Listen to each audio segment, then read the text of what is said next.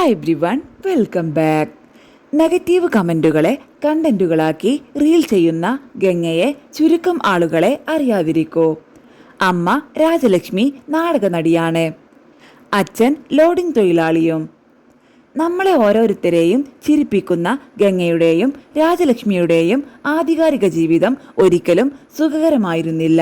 നീറുന്ന ഓർമ്മകൾ മനസ്സിലുണ്ടെങ്കിലും ആ കുടുംബം ഇന്ന് സന്തോഷത്തോടെ കഴിയുകയാണ്.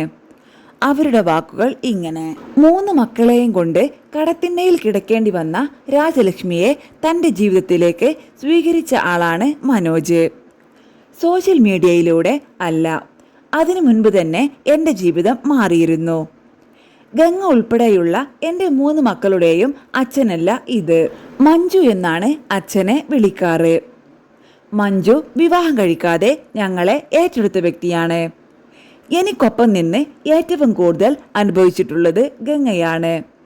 ജന്മം കൊണ്ട് അച്ഛനല്ലെങ്കിലും സ്നേഹം കൊണ്ട് അവരുടെ അച്ഛനേക്കാളും മുകളിൽ നിൽക്കുന്ന സമയത്താണ് പുള്ളിയെ കാണുന്നത്. കുറെ നാൾ കഴിഞ്ഞാണ് ഞങ്ങളെ അദ്ദേഹം ഏറ്റെടുക്കുന്നത്. 2ാമത്തെ മകളെ ഗർഭിണിയായിരുന്ന സമയത്താണ് ദാ വരുന്നു എന്ന് പറഞ്ഞ് എൻ്റെ ആദ്യ ഭർത്താവ് പോകുന്നത്. പിന്നെ അയാളെ കണ്ടിട്ടില്ല. പക്ഷേ ചാവണമെന്ന് എൻ്റെ മനസ്സിൽ തോന്നിയിട്ടില്ല. മക്കളെ വളർത്തണം, ജീവിതത്തിൽ പിടിച്ചു നിൽക്കണമെന്നായിരുന്നു മനസ്സിൽ. അത് കഴിഞ്ഞ് അയാൾ വീണ്ടും വന്നു. പോലീസുകാർ വീണ്ടും ഒന്നിപ്പിച്ചു. പക്ഷേ വീണ്ടും തരികിട കാണിച്ച് അയാൾ പോയി.